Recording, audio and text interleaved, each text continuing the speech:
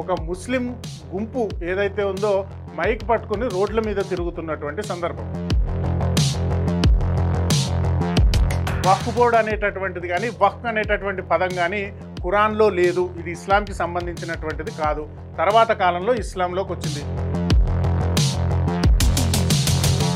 వక్ఫ్ board అనేటటువంటి properties ఏవైతే ఉన్నాయో, వాళ్ళు ఆక్రమించుకున్నటువంటి భూములు ఏవైతే ఉన్నాయో అవి భారతదేశం రెండు ముక్కలైపోయి ఏ ల్యాండ్ కనబడితే ఆ ల్యాండ్ని ఇది మా ల్యాండ్, ఒక 50 సంవత్సరాల క్రితం ఇది ముస్లింకి సంబంధించినటువంటి ప్రాపర్టీ అని నోటీస్ ఇస్తే హైదరాబాద్లో ఐఎస్బి స్కూల్ కానీ, మైక్రోసాఫ్ట్ కానీ, మిగతా పెద్ద పెద్ద సాఫ్ట్వేర్ కంపెనీస్ తెలంగాణ గవర్నమెంట్ సుప్రీంకోర్టుకు పోయి ఫైట్ చేసినటువంటి పరిస్థితి ఏర్పడింది. భారతీయులకు, హిందువులకి ఒక్క దేశం కూడా లేదు, ఒక్క రాజ్యాంగం లేదు, ఒక్క చట్టం లేదు. హిందువుల్ని రక్షించడానికి ఈ ప్రపంచంలో ఏ ఆసరా లేదు. హిందూ అనేటటువంటి వాడు ప్రపంచంలో అనాథ.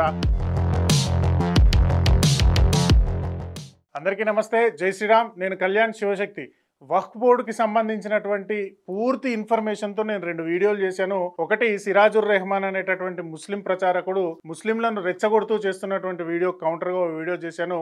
అలాగే భక్తివన్ ఛానల్లో పూర్తి వక్ఫ్ బోర్డ్ అంటే ఏంటి, అది భారతదేశానికి ఏ విధంగా పనికిరానటువంటి చట్టము, దాని యొక్క పూర్తి ఇన్ఫర్మేషన్తో భక్తివన్ ఛానల్లో ఇంటర్వ్యూ చేశాను.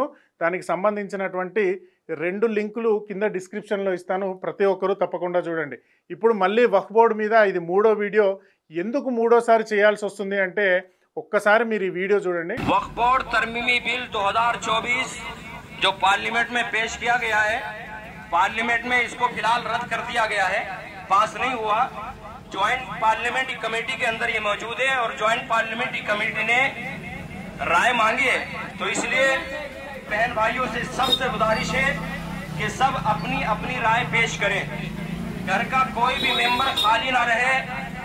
बच्चे बच्चे के पास मोबाइल है, अपने फोन के जरिए से इस बिल के खिलाफ राय पेश करें।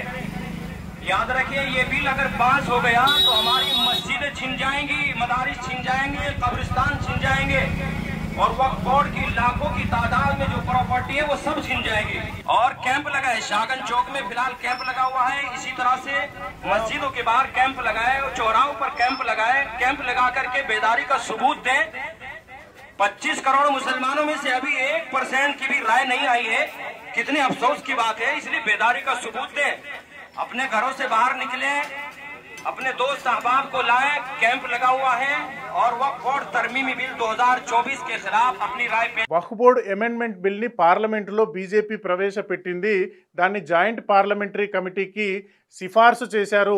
ఆ జాయింట్ పార్లమెంటరీ కమిటీ వాళ్ళు భారతదేశంలో ఉన్నటువంటి ప్రజలందరి యొక్క అభిప్రాయాల్ని సేకరిస్తున్నారు. 25 కోట్ల మంది ముస్లింలు ఉన్నారు. ఈ 25 కోట్ల మంది ఈ పార్లమెంటులో ప్రవేశపెట్టబడినటువంటి వక్ఫ్ బోర్డు బిల్లును వ్యతిరేకించండి అని చెప్పేసి ఒక ముస్లిం గుంపు ఏదైతే ఉందో మైక్ పట్టుకొని రోడ్ల మీద తిరుగుతున్నటువంటి సందర్భం. అయితే మనం హిందువులం, అసలు వక్ఫ్ బోర్డ్ అంటే ఏంటో కూడా మనకు తెలియదు, దాని గురించి సమాచారం తెలియదు. దానివల్ల భారతదేశము, హిందువులు, ట్యాక్స్ పేయర్సు ఏ విధంగా నష్టపోతున్నారు, ముస్లింలు కూడా దానివల్ల ఏ విధంగా నష్టపోతున్నారు అనేటటువంటి విషయాన్ని నేను చెప్తూ వీడియోలు చేశాను. చాలామంది చూశారు, ఇంకొంతమందికి ఆ విషయం కూడా తెలియదు. మన హిందువులు ఇట్లా మైక్ పట్టుకొని రోడ్డు మీద అరే బాబు వక్ఫ్ బోర్డుకి వ్యతిరేకంగా మీరు ఓటేయండి, మీకు సంబంధించినటువంటి సజెషన్ని పంపించండి అని రోడ్డు మీద హిందువులు కనుక అట్లా తిరిగితే, అలా తిరిగినటువంటి వాడిని చూసి మిగతా హిందువులే ఇటు పిచ్చోడు, ముస్లింలకు సంబంధించినటువంటి చట్టం ఏదైతే ఉందో దానికోసం దాన్ని వ్యతిరేకించమని చెప్పేసి ఎందుకు తిరుగుతున్నాడు అని అనుకుంటారు. కాబట్టి హిందువులందరికీ అర్థమయ్యేలాగా మళ్ళీ ఈ వీడియో చేస్తున్నాను. మెయిన్ పాయింట్లు ఏవైతే ఉన్నాయో వాటిని మళ్ళీ ఒకసారి చెప్తాను. ప్రతి ఒక్క హిందువుకు ఈ మెసేజ్ని, ఈ వీడియోని షేర్ చేయండి. ఖచ్చితంగా ప్రతి ఒక్క హిందూ ఈ వీడియో చూడండి, మీరు లైక్ చేయండి, కింద కామెంట్లో మీ అభిప్రాయాన్ని తెలియజేయండి. ఇది ఎక్కువ మందికి రీచ్ అవ్వాల్సినటువంటి సబ్జెక్టు. ఫస్ట్ పాయింట్, వక్ఫ్ బోర్డ్ అనేటటువంటిది కానీ వక్ఫ్ అనేటటువంటి పదం కానీ ఖురాన్లో లేదు. ఇది ఇస్లాంకి సంబంధించినటువంటిది కాదు. తర్వాత కాలంలో ఇస్లాంలోకి వచ్చింది. రెండో పాయింట్, వక్ఫ్ బోర్డ్ అనేటటువంటి ప్రాపర్టీస్ ఏవైతే ఉన్నాయో అవి భారతదేశం మీద విదేశీయులు, దురాక్రమణదారులు, మొఘళ్ళు, తురుష్కులు దాడి చేసి ఇక్కడ ఉన్నటువంటి హిందువుల దగ్గర దోచుకున్నటువంటి భూములను దర్గాలకు, మసీదులకు, తర్వాత మిగతా ముస్లిం సామ్రాజ్యానికి, ఇక్కడ నిజాం ఎవరైతే ఉన్నారో హైదరాబాద్లో వాళ్ళు ఆక్రమించుకున్నటువంటి భూములు ఏవైతే ఉన్నాయో అవి భారతదేశం రెండు ముక్కలైపోయి ముస్లిం హిందువులు మతాల వారీగా దేశాన్ని విడగొట్టినటువంటి సందర్భంలో భారతదేశంలో ఉన్నటువంటి ముస్లింలందరూ పాకిస్తాన్కి ఇటు పక్కన బంగ్లాదేశ్కి వెళ్ళిపోయారు. కానీ ఆ సమయంలో ఇక్కడ ఉన్నటువంటి ముస్లింల యొక్క ఆస్తులు ఎవరైతే ఉన్నాయో, ఏది భారతదేశం మీద పడి దోచుకున్నటువంటి వాళ్ళ సంబంధించిన ప్రాపర్టీ ఏవైతే ఉన్నాయో వాటిని వక్ఫ్ బోర్డు ప్రాపర్టీగా ప్రకటించమని 1954లో ఇక్కడ మిగిలినటువంటి ముస్లింలు ప్రభుత్వాన్ని కోరితే కాంగ్రెస్ నెహ్రూ గవర్నమెంట్ ఒక వక్ఫ్ బోర్డు అనేటటువంటి ఒక బోర్డును తయారు చేసింది. కాబట్టి భారతదేశం ముక్కలైపోయిన తర్వాత ఇక్కడ ఉన్నటువంటి ప్రాపర్టీ మొత్తం హిందువులదే, ప్రభుత్వానిదే, దీంట్లో వక్ఫ్ బోర్డుకి సంబంధించింది లేదు. ఇది రెండో పాయింట్. మూడో పాయింట్, 1954లో 5200 ఎకరాలుగా ఉన్నటువంటి భూమి ఇప్పుడు 9,40,000 ఎకరాలుగా మారింది. అంటే కనబడ్డ భూమినల్లా ఇది మాదే అని వక్ఫ్ బోర్డు నోటీసులు ఇచ్చేసి ఆ భూమిని లాక్కునేటటువంటి ప్రయత్నం చేస్తుంది. ఇది మూడు. వక్ఫ్ బోర్డు అనేటటువంటిది రాజ్యాంగానికి కానీ, సుప్రీంకోర్టుకు కానీ, పార్లమెంటుకు కానీ, చట్టసభలకు కానీ, పోలీస్ వ్యవస్థకు కానీ, అడ్మినిస్ట్రేటివ్కి కానీ, బ్యూరోక్రాట్స్కి కానీ పూర్తిగా అతీతమైనది. అంటే భారతదేశంలో ఉన్నటువంటి హిందువులు, సిక్కులు, జైనులు వీళ్ళంతా రాజ్యాంగం కిందకు వస్తారు. కానీ ముస్లింలు ఈ వక్ఫ్ బోర్డు అనేటటువంటిది రాజ్యాంగానికి అతీతమైనటువంటి శక్తిగా మారి ఏ ల్యాండ్ కనబడితే ఆ ల్యాండ్ని ఇది మా ల్యాండ్, ఒక 50 సంవత్సరాల క్రితం ఇది ముస్లింకి సంబంధించినటువంటి ప్రాపర్టీ అని నోటీస్ ఇస్తే అది ఆ ల్యాండ్ కిందికి మారేటటువంటి ప్రమాదకరమైనటువంటి చట్టం. కాబట్టి ఈ వక్ఫ్ బోర్డుని ప్రతి ఒక్కరూ వ్యతిరేకించాలి. హైదరాబాద్లో 5,000 కుటుంబాలు ఉన్నటువంటి 294 ఎకరాలు వక్ఫ్ బోర్డు ప్రాపర్టీ అని చెప్పి వాళ్ళు క్లెయిమ్ చేస్తే కోర్టు కూడా ఏం చేయలేనటువంటి పరిస్థితి. హైదరాబాద్లో ఐఎస్బి స్కూల్ కానీ, మైక్రోసాఫ్ట్ కానీ, మిగతా పెద్ద పెద్ద సాఫ్ట్వేర్ కంపెనీసు ఇవన్నీ వక్ఫ్ బోర్డు కిందికి వచ్చేసినాయి అని చెప్పేసి నోటీస్ ఇస్తే తెలంగాణ గవర్నమెంట్ సుప్రీంకోర్టుకు పోయి ఫైట్ చేసినటువంటి పరిస్థితి ఏర్పడింది.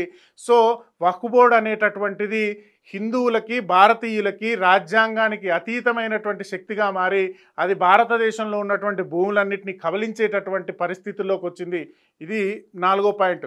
అన్నిటికంటే ముఖ్యమైనటువంటి పాయింట్ ఏంటంటే అసలు వక్ఫ్ బోర్డు అనేటటువంటిది ఒక చట్టంగా చేసి ఆ చట్టానికి రాజ్యాంగ అతీతమైనటువంటి శక్తులు ఇచ్చారు. మళ్ళీ ఈ వక్ఫ్ బోర్డులో ఉన్నటువంటి వ్యక్తులకు కానీ, బ్యూరోక్రాట్స్కి కానీ, ఎంప్లాయీస్కి కానీ, స్వీపర్స్కి కానీ ప్రతి ఒక్కరికి ప్రభుత్వమే శాలరీలు ఇస్తుంది. ఈ వక్ఫ్ బోర్డుకి ఇచ్చినటువంటి నిధులు ఏవైతే ఉన్నాయో ఈ నిధుల్ని మళ్ళీ మసీదులకు, ఇమాంలకు, షాదీఖానాలు నడిపేటటువంటి వాళ్లకు శాలరీలుగా ఇచ్చేలాగా ప్రభుత్వం డబ్బులు ఇస్తుంది.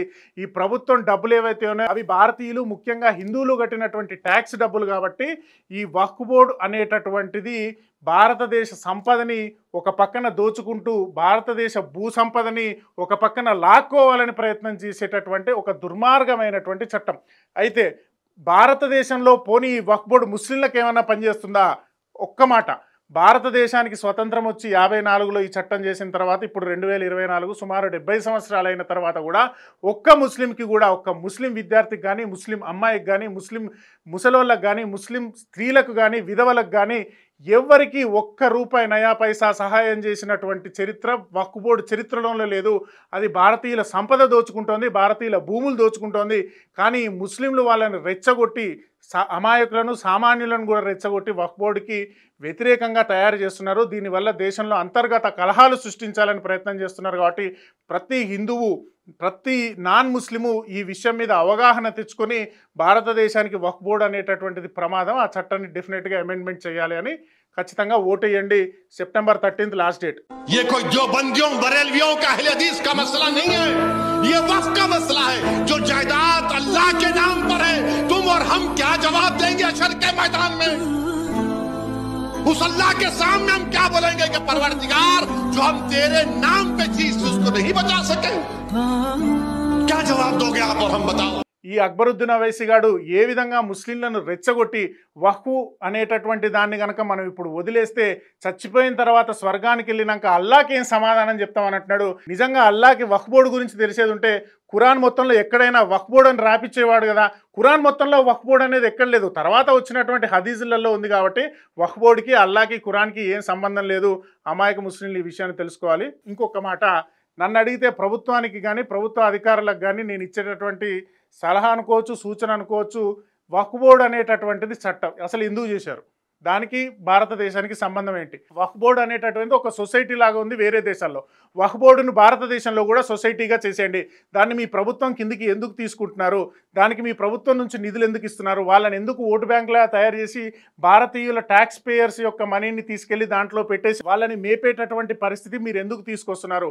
వక్ఫ్ బోర్డును ఒక సొసైటీగా చేయండి. వక్ఫ్ బోర్డుకి భారతదేశ ప్రభుత్వానికి ఏ విధమైనటువంటి సంబంధం లేదు అనేటటువంటి ఒక చట్టం చేసేసి వక్ఫ్ బోర్డుని అట్లా సొసైటీ లాగా ఒక చారిటబుల్ ట్రస్ట్ లాగా వదిలేసేయండి. వాళ్ళకి ఏమైనా ల్యాండ్ ఇష్యూస్ కానీ, ఏ లీగల్ ఇష్యూస్ కానీ, ఏ ఫైనాన్షియల్ ఇష్యూస్ కానీ వస్తే వాళ్ళు భారతదేశ అత్యున్నత న్యాయస్థానం సుప్రీంకోర్ట్స్లలో, హైకోర్ట్స్లలో, పార్లమెంట్లలో, చట్టసభలలోకి వెళ్తారు. వక్ఫ్ బోర్డుని ప్రభుత్వం నుంచి విడదీసేసేయండి. ప్రభుత్వానికి వక్ఫ్ బోర్డుకి సంబంధం లేదని చెప్పండి. కానీ ఇప్పుడు దాని గురించి సపరేట్ చట్టాలు చేసి దాన్ని అమెండ్మెంట్స్ చేసి దానికోసం మళ్ళీ పబ్లిక్ ఒపీనియన్స్ తీసుకొని ఎందుకు ఈ తలకాయ నొప్పులు? వాళ్ళరవా వీళ్ళరవా, వాళ్ళు గొడవ వీళ్ళు గొడవ, ఇలాంటి అనవసరమైనటువంటి రచ్చని ప్రభుత్వాలే తీసుకొచ్చి ప్రభుత్వాలే జనాల నెత్తి మీద రుద్ది గొడవలకు కారణమయ్యేటటువంటి ప్రయత్నం చేస్తున్నాయి. కాబట్టి వక్ఫ్ బోర్డుకి భారతదేశ ప్రభుత్వానికి ఏ విధమైనటువంటి సంబంధం లేదనే చట్టం చేస్తే అందరికీ అన్నిటికీ క్షేమంగా ఉంటుంది. ప్రతి ఒక్కరూ వక్ఫ్ బోర్డు అమెండ్మెంట్కి సపోర్ట్గా కింద ఇస్తున్నటువంటి లింక్ ఏదైతే ఉందో ఆ లింక్లో ఈ లాగిన్ అయ్యి మీ సజెషన్స్ని ఇవ్వండి. వక్ఫ్ బోర్డుని ప్రతి భారతీయుడు వ్యతిరేకించాలి. వక్ఫ్ బోర్డు గురించి పూర్తి సమాచారం తెలుసుకోండి. ఒక 30 సంవత్సరాల తర్వాత ఇలాగే వదిలేస్తే భారతదేశం మొత్తం వక్ఫ్ బోర్డు కిందకి వస్తుంది.